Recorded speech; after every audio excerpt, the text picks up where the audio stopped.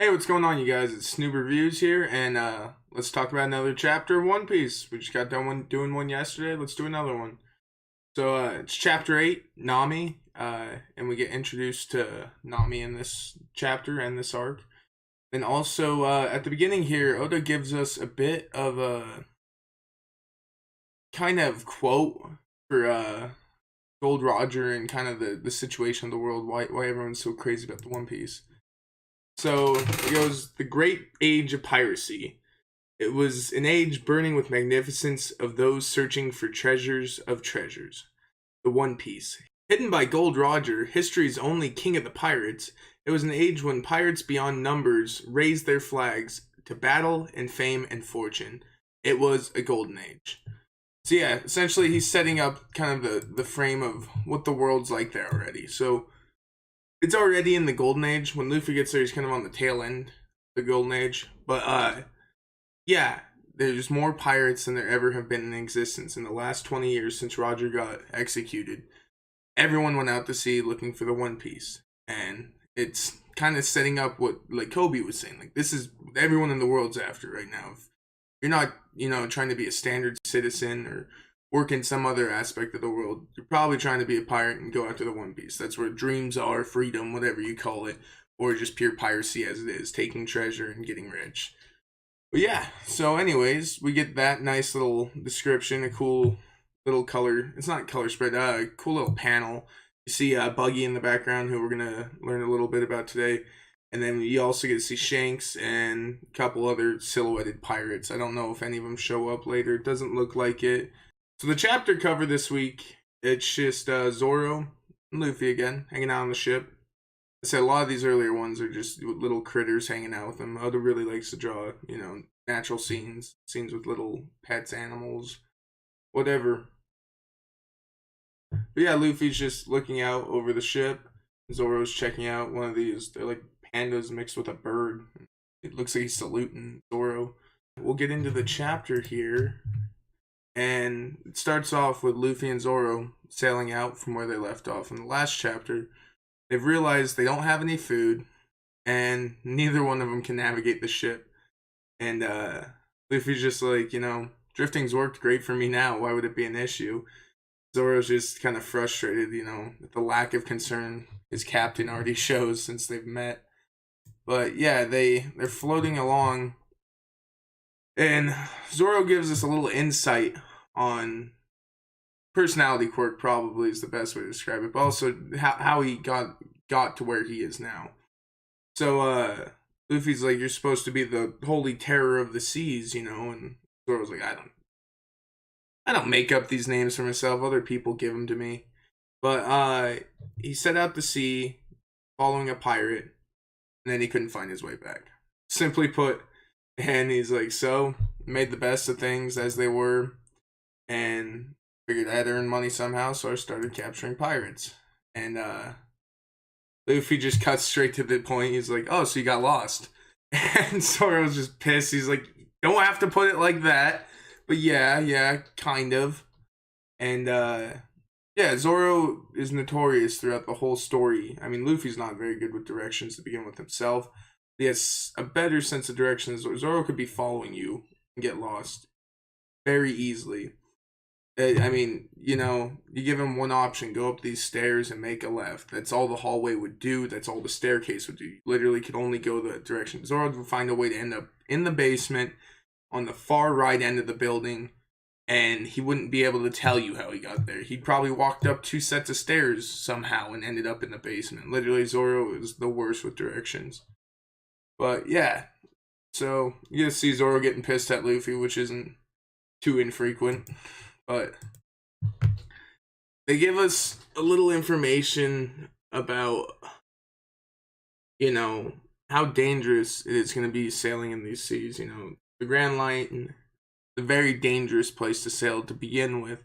Where all the most cutthroat pirates are. The weather and the actual oceans themselves are way different from standard oceans in our world. In the One Piece world, you'd have a typhoon pop up out of nowhere. And then the next second it's snowing, and then, you've got boiling water under you. It could all happen within the same day. That's how hazardous and crazy the weather is in the Grand Line. So Zoro's like, we need to find a navigator. I mean, we can't just sail aimlessly. We're not going to get anywhere. And Luffy just starts going on about, oh yeah, and we also need a cook and a musician. And then Zoro's just like, dude, I'm up to here with you right now. You know, first you tell me I got lost. You know, I don't like hearing that. And then you're going to go on about how you need a cook and you need a musician. We need to find land, man. And, yeah, so they kind of are both frustrated and tired and hungry. So they both just kind of lay back. And Luffy notices up in the sky that there's some fine dining up there. Yeah, he sees a bird up there, and he's like, man, it's a pretty big bird. And he just says, let's eat it. And yeah, Zoro's like, how are we gonna do that? And, well, Luffy in classic Luffy fashion, why wouldn't he use his devil fruit? Gives us the good old Gum Gum rocket. Like I said, 90% of Gum Gum rockets don't really go as planned. I don't know if Luffy really has a plan when he goes into these things, but yeah, he launches himself through the air at the bird and ends up caught between the bird's beak. So he's like solid couple meters in the sky. Zoro can't reach him. And he's just like, what the hell, man? It's one thing after another with this guy. Just gets caught by the bird, like, seriously, man. So he's like, just starts screaming. He's like, you idiot, Jesus. And he just starts paddling his ass off as quick as he can, trying to get to Luffy. And Luffy's just kind of sitting there just pissed. Like, I don't know why he couldn't knock out the bird. I guess he'd fall into the ocean. I guess that's probably the issue, but he didn't even think about that, sending himself up there. He's just like, catch the bird. But yeah. So he's floating along, and Zoro's chasing after him as fast as he can, and he sees that there's, you know, a ship wrecked up ahead of him. He's like, at a time like this, you know, he's like, I can't stop. I gotta stay after Luffy. I'm like, neither of us know where the hell we're going. I gotta stick to him. And Zoro just yells, he's like, you know, grab on, climb in, whatever you can do, get on while you can. I'm passing by, bud. And so they're all just grab on as quickly as they can. Zoro's going like Mach 10 right now. And he's just kind of like, nice, you guys made it. Good job. You know? And they're just like, you would have left us to die? Seriously? And then the irony of that whole statement is because right after they just pull out knives, and they're part of Buggy the Clown's pirate crew. Buggy's delivery service? I don't know if it's delivery service at this point, but he's a pirate. And they're trying to take over his ship, and they're saying, you know, we're pirates, we're gonna claim all the gold in the ship for Buggy. And pirates are notorious for laying in traps, but it's awesome how these pirates get set up. I don't know, Buggy's whole crew in general, they're a bunch of goofballs. But yeah, Zoro's just like, yeah, you want to go there? Alright. And yeah, so that gets dealt with in a neat and tidy fashion. Those guys get the crap clobbered out of them, and they start singing the right tune. And they're like, we're sorry, Mr. Pirate Hunter Zoro. We didn't realize who you were. And Zoro's just like, let's start paddling. You made me lose Luffy. Like, there's got to be land nearby here somewhere. And like, so how'd you guys end up in the ocean, you know? Kinda seems like you're not very good at the whole sailing thing. And the crewmate just goes, oh yeah, I'll tell you. He's like, thanks for reminding us. Like, we just finished, you know, raiding a local merchant ship. They took all the gold, and I guess they got a decent haul. And as they're playing around with the treasure and stuff, they notice that there's a boat just floating aimlessly in the ocean. They look over and they're like, oh, maybe some gold. And then they see a body. This is the first time we get to see Nami. In the anime, it's kind of crazy because they show her. She's actually the first character shown, even though she doesn't show up till chapter 8 in the manga. But who knows? Probably trying to sell One Piece better with more characters that were noticeable and recognizable early on. But yeah, so Nami's laying across her ship, passed out as it looks, with their arm in the water, and they roll up to her. They're gonna see if she has any treasure, or, you know, if anyone's alive. And she's like, oh, I must be seeing things. There couldn't be anyone out here come and save me, you know? And she's like, I don't know who you are, but I need bread, water, anything. I'm lost at sea. So you can take all my gold, you know, I don't even care about it. You know, just I need some food and water. Thank you so much. And they're like, patient lady, let's make sure you get the treasure. This is the least you could do, you know, after we just saved your life. And while they're looking through her treasure, which she expects from pirates, Nami pulled a fast one on them. She's like, all right, you guys can just have the whole ship. It's all yours. And hops on their boat and sails off. So the chest she left on there had no treasure in it. And they essentially traded out ships. So she got the bigger ship with cabins and everything and all their treasure on it. And they got bamboozled. They're stuck on the dinghy that has literally an empty chest in it, and that's it. And Nami's pretty slick, and this is where you see the whole introduction of her as a thief. I mean, you don't see a lot of thieves in One Piece Gold, the movie. Nami has a friend who she used to pull heists with while she was stealing from pirates before she joined the Straw Hats, and those are really the only two I think you like hear about. So I don't think it's like a common profession within the One Piece world, but Nami's pretty slick at it. She's really good at tricking people, and yeah. And we also get to learn a lot about Nami's actual skills as a human being and as a member of the Straw Hats. And so she sails off in their ship, and she turns and says to him, she's like, "Oh, by the way, you know those dark clouds coming in low from the south. That means a cold front's coming in, and strong likelihood that there's gonna be some violent showers.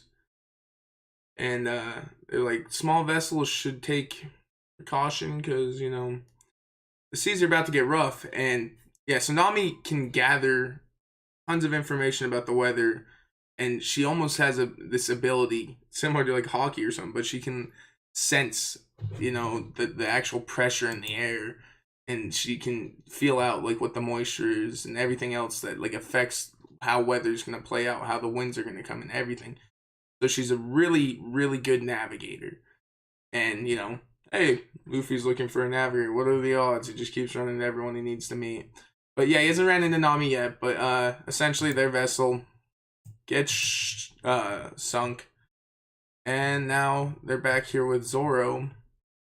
And that's kind of essentially everything that happened before they got stuck with Zoro.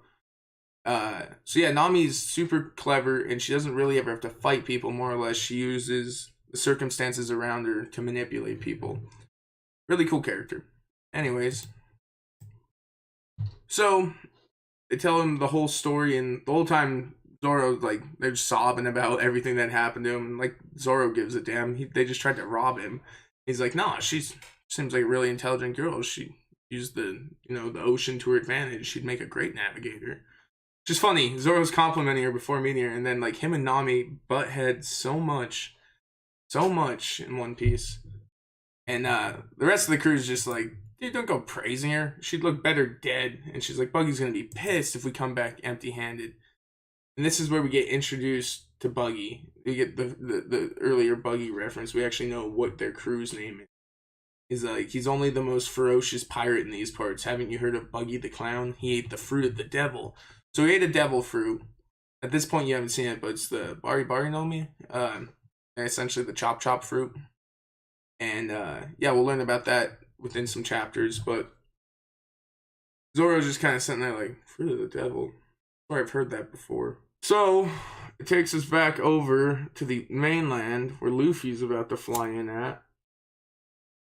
The next island we'll be arriving on, and we get to see Buggy Ship, which I really like Buggy Ship a bunch. Like the design I really enjoy a bunch. So yeah, you got like a little elephant at the top of the mast.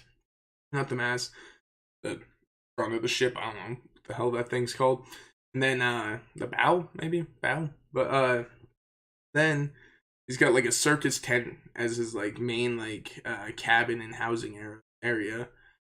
And then they've got the whole color scheme of just, you know, a circus. But no, it's just a neat looking ship. And you get to see Oda do a big panel finally of some of these ships and the massive amount of details. And yeah, so essentially, I believe the town's called Orange Town. I haven't found any specification on it yet, but I believe they called it Orange Town when they land here, and somebody's chasing a thief on the island, and by the looks of it, it looks like Nami.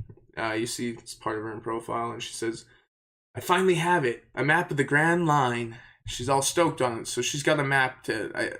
They call it a map of the Grand Line, but I'm pretty sure it's just a map to get to the Grand Line. It takes you to Reverse Mountain and explains kind of how the Grand Line looks in the big scheme of things. But it wouldn't have like island identification or anything like that. Nobody's made a map of the whole Grand Line, maybe sections of it, but. So, anyways, it's probably a very valuable item, and so the rest of their crew are just chasing after her, trying to get her back, because apparently it's Buggy's map. They're like, I don't want to get killed by one of the cannonballs. And he's like running for his life, trying to catch her. And then it cuts over again. We get a different scene on the island, and it's from Buggy Ship, apparently. And they're like, there's something on this sky, you know? And Buggy's like, shoot it down with the cannon. Everything's got to be flashy. Do it in a flashy fashion. And they're like, aye, aye, sir. And send a cannon flying, which apparently it's the bird Luffy's in. Luffy gets knocked down, comes crashing in through the city. Everyone who's being chased, he lands right between Nami and the other pirate crewmates from Buggy's crew. And they're like, it's a kid. He fell from the sky. What the hell? And Luffy's just like, yeah, he was firing cannonballs at me. Jesus. And he's like, ooh, no. God, I'm still alive. And everyone's sitting in shock, like, he's not hurt. What the hell is up with this kid? He's made of rubber, man. He's made of rubber. Apparently rubber doesn't burn. Or does it? Maybe it takes magma level degrees of heat to burn rubber. But yeah, Nami makes the best of the situation, and this is where you see, yeah, Nami's super quick-witted. Like Oda goes on to say she's like I think the second or third smartest person in all of the East Blue in general. Captain Kuro I know is one, and then also what's his name from Shanks's crew, the red hair pirates. Oh man, can't think of that dude's name. I'm stupid. Ben Beckman. But yeah, Ben Beckman I think is number one smartest in all these blues. A very, very intelligent guy. But anyways, so Nami makes the best of the situation. You know, kid comes crashing in on her, and she realizes, hey, I can use him to my advantage. Boss, you came to rescue me. Thank you. Oh man. She runs off. She's like, I'll just let you take care of him. And Luffy has no idea what's going on, but she just flipped the whole blame onto him. He seems like the bigger leader, the head guy that's asking for this map, the guy who's behind everything. And so Buggy's crew's like, oh yeah, you got the boss here. He's a way bigger prize than she is. So they're more focused with him, and Luffy's just sitting there like, what? I've never even met you in my life. And so one of the pirates just hooks Luffy in the jaw, and he's like, that map belongs to Buggy, you know. It's like, who the hell do you think you are messing with him? But it knocks Luffy's hat in the air. And Luffy's just like, hey. He's staring at it, and then BAM! Luffy just hooks him in the face, just crunches in his whole friggin' face, sends him flying, and he's like, don't touch my hat, bro. Do you look like Shanks? Do you look like the person I'm returning this hat to? Then don't touch it. No, it's Luffy's treasure, and it's very important, and that's a big key in this chapter, this arc, is treasure and what people hold close to them, and then the differences in pirates, I guess, kind of in the One Piece world, because there's pirates like Buggy, and then there's pirates like Luffy, and Luffy has ambition, and he wants to be a wealthy, crazy, fun pirate, but he also doesn't compromise things that he cares about in his morals and his honor code. For a lot of other pirates like Buggy, their only sole objective is to make a lot of money, and they don't care who they harm in the matter. They aren't really seeking any other benefit other than their own. And Luffy thinks much more about being a pirate. To him, it's being the freest person, being able to explore his dreams, do what he wants, and Buggy could give a damn less about that. But yeah, so Luffy just sends those dudes flying, and the rest of the crew come charging in, and they're like, why you scurvy bilge rat? Which, I like that term, scurvy bilge rat. Quite piratey Oda. And Luffy just takes him out like fodder, generally. Just lays him out real quick, and Nami's sitting back, and she's like, You just took out all those dudes with your bare hands. Like, who the hell are you? And Luffy's like, who are you? She's like, oh, my name's Nami. She's like, I specialize in robbing pirates. She's like, want to team up with me? And Luffy's just kind of like, robbing pirates. And that's where the chapter ends off. But yeah, it's kind of funny because Nami doesn't think Luffy's a pirate at this point. It's just one dude. And he just fell out of the sky. But she straight up tells him that she would try and rob him, essentially. And so they probably aren't going to get along together at first. That's kind of how things go. But Luffy has a way. He's a persuasive one. But yeah, so we'll get into some chapters later on this week about Nami and about Buggy. And we'll get to see some fights, some more in-depth fights, which is cool. This is where the arcs start actually breaking into some real fights instead of Luffy just one-punching most of the people at the end of the arc and just introducing characters. It's not that Morgan's isn't good. It's just like the first time they introduce actual like combat in a like paneled way. And he doesn't do a ton with it. It's just like a chapter.